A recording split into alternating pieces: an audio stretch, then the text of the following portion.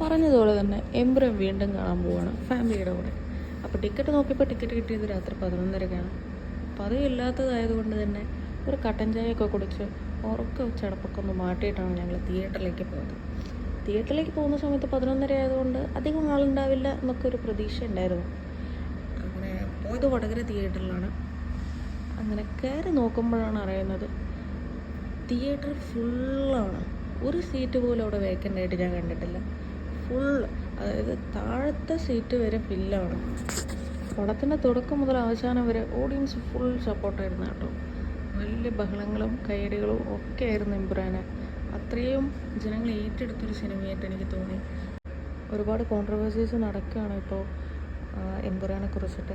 പക്ഷെ എന്തൊക്കെ പറഞ്ഞു കഴിഞ്ഞാലും മലയാള സിനിമയിൽ ഇങ്ങനൊരു പടം, അതായത് ഒരു ഹോളിവുഡ് എക്സ്പീരിയൻസ് ആണ്. അത് കണ്ടു കഴിയുന്ന സമയത്ത് നമുക്ക് ഇതൊരു മലയാള സിനിമ എന്ന് പറയുമ്പോൾ നമുക്കൊരു അഭിമാനം തോന്നുന്ന കാര്യമാണ്.